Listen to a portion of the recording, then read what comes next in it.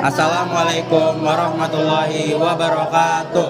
Perkenalkan, kami dari kelompok 2 Project tentang suara demokrasi ingin memperkenalkan diri kami terlebih dahulu. Saya Aulia Rahmani dari kelas 11D. Saya Rido Putra dari 11D. Saya Daniela Julvanita dari 11D. Saya Mutia Apriliani dari 11D. Saya Syakila Fitri 11D. Saya Satria Binsar dari kelas 11D. Selanjutnya kita akan mewawancarai orang pertama. Assalamualaikum warahmatullahi wabarakatuh. Oke, kita sudah ada di orang pertama.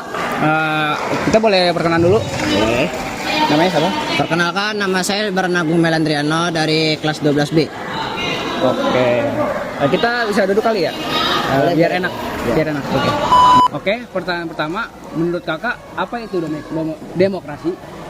Demokrasi adalah sistem pemerintahan yang dimana pihak masyarakat wajib mengeluarkan pendapatnya masing-masing dan memberikan suara kepada si calon tersebut secara sah. Oke, lanjut kedua. Bagaimana pendapat kakak tentang pemilu presiden yang sudah berlangsung? Menurut saya mengenai pemilu presiden yang akan menjabat di bulan Oktober nanti itu sudah lumayan oke. Cuman dari pihak-pihak lain mungkin ada yang merasa kurang enak sama orang tersebut atau dari calon tersebut. Ya mungkin karena ada minus-minusnya dari kekurangan si calon itu. Oke kak, lanjut pertanyaan ketiga. Apakah dalam pilkada mendatang Anda bisa ikut berpartisipasi? Ya, saya akan berpartisipasi. Bisa ya berarti ya? Bisa. Yang keempat itu, menurut kakak apakah kriteria calon pemimpin yang layak memimpin Jakarta dalam 5 tahun ke depan? Menurut saya yang 5 prinsipnya itu, yang pertama dia orangnya harus yang jujur, tegas dalam menjalankan tugasnya. Lalu yang ketiga itu dia akan selalu mengayomi masyarakat setempat. Dan yang keempat, memberikan penyuluhan atau anggaran terhadap kalangan masyarakat menengah. Dan yang kelima, membuat peraturan yang baik kepada masyarakat supaya masyarakat bisa mengenali siapa pemimpin yang benar seperti itu. Dan selanjutnya nomor 5, apa yang akan kakak lakukan apabila calon kakak tidak terpilih atau kalah suara dalam pilkada? Kalau menurut saya, ya saya lebih ikut aja kepada yang pemenang. Tidak peduli mau saya mengejek-ngejekkan ya si calon itu menang, tidak. Ya intinya kalau misalkan calon tersebut sudah menang dalam pilkada atau pemilu, ya udah kita tetap respect kepada dia, biarkan dia menjalankan tugasnya di kemudian hari. Maupun tugasnya dia tidak benar ataupun benar, kita tetap aja mendukung dia. Yang selanjutnya itu, menurut kakak pemilu sekolah itu seperti apa? Pilkada sekolah. Maksudnya kayak menurut kakak pemilu sekolah itu seperti apa? Pemilu sekolah itu menurut saya dia hampir sama dengan pemilu presidenan. Tidak ada bedanya. Paling yang membedakan kalau di pemilu sekolah itu diadakannya oleh seluruh masyarakat yang ada di sekolah, dari guru dan peserta didik lainnya. Kalau misalkan dari presiden itu diadakan seluruh Indonesia dari Sabang sampai Merauke, dan itu juga diadakannya secara demokrasi dan musyawarah. Yang terakhir itu ada, apakah kakak paham apa itu pemilu sekolah?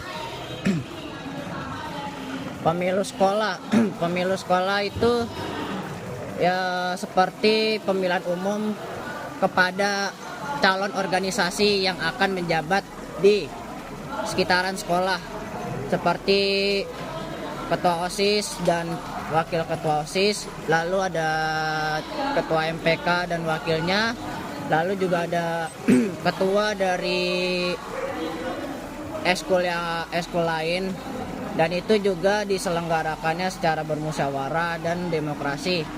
Dan juga cara melakukannya itu dilakukan secara hak kita sendiri. Kita mau milih siapa, itu hak kita sendiri. Jadi kita tidak boleh melenceng dari hak kita. Terima kasih Kak. Ya, sama-sama. Terima kasih untuk Kak Imran udah berpartisipasi untuk wawancara ini. Oke, selanjutnya kita akan mewawancarai orang selanjutnya. Cekidot. Assalamualaikum warahmatullahi wabarakatuh. Waalaikumsalam warahmatullahi wabarakatuh. Selanjutnya kita pada orang kedua yang akan kita wawancarai. Kalau boleh tahu nama Bapak siapa? Nama saya Tulus Wijanarko, Umur, 36. sama alamat tinggalnya di mana? Saya di Koja, Jakarta Utara. Hari ini izin ya Pak untuk mewawancarai tentang suara demokrasi. Baik. Yang pertama, menurut Bapak apa itu demokrasi? Demokrasi itu merupakan suatu kedaulatan rakyat ya, di mana kedaulatan itu di tangan rakyat. Jadi ada yang seharusnya demokrasi itu menjadikan masyarakat itu adalah yang utama dalam memilih sebuah aturan yang kemudian nanti akan mengusung pemimpin. Jadi demokrasi itu berdasarkan bagaimana rakyat yang seharusnya diutamakan. Lanjut Pak, pertanyaan kedua. Mengapa anak muda dikatakan atau digolongkan ke dalam kelompok rentan dalam demokrasi? Karena untuk anak muda itu gampang dipengaruhi atau ditunggangi dalam kepentingan yang mungkin mereka belum tahu banyak tentang demokrasi yang ada gitu. Demokrasi yang kemudian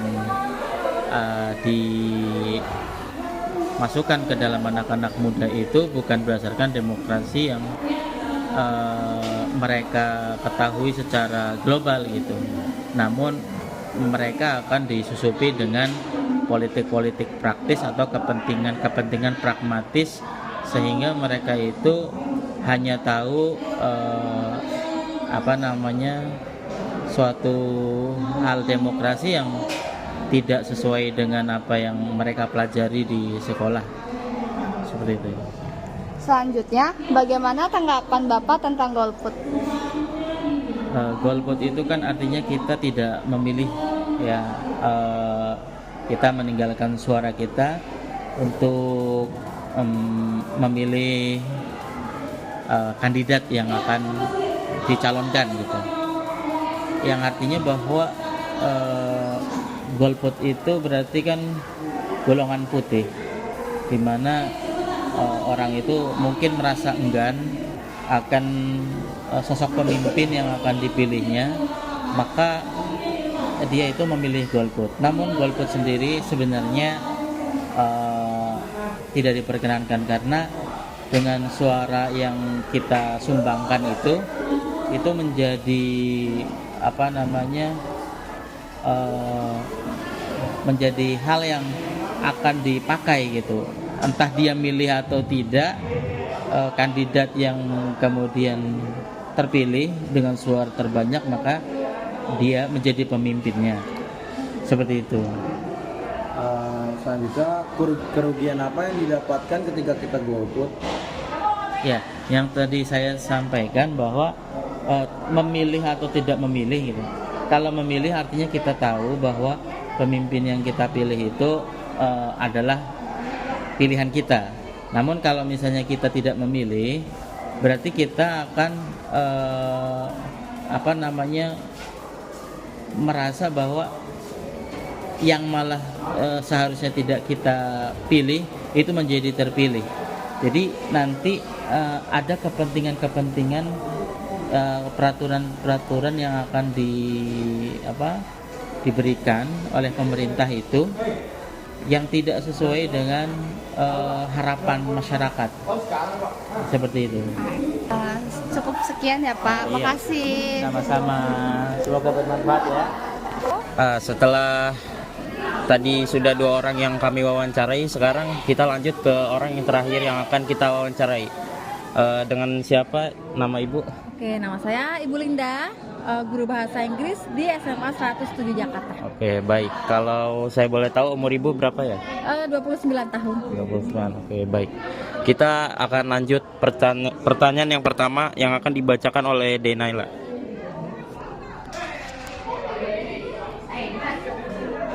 Jadi pertanyaan pertama, menurut Ibu apa itu demokrasi? Oke, demokrasi itu adalah suatu sistem pemerintahan yang kepemimpinannya itu dipilih langsung oleh rakyat atau melalui perwakilan mereka sendiri. Ya. Terus kalau boleh tahu apa Ibu sewaktu muda mengikuti pemilu? Ya, saya mengikuti sebagai pemilih ya, bukan sebagai pengurus atau apa. Saya cuma sebagai pemilih doang. Pernah mengikuti. Ya. Baik. Oke, lanjut sekarang ke pertanyaan yang berikutnya.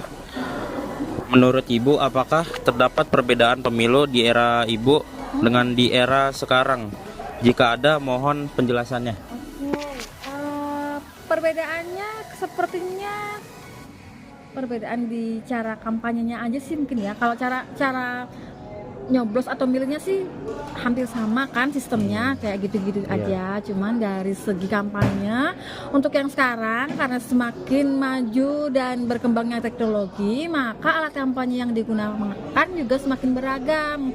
Bisa di sosial media yang seperti kita tahu ya, di Instagram, TikTok atau apapun itu muncul berbagai macam platform kampanye dari masing-masing calon kepala daerah ataupun pemimpin gitu. Ya, kalau dulu kan sekedar poster atau baliho aja sih. Iya. Gitu, ya. Baik, kita akan lanjut ke pertanyaan yang selanjutnya.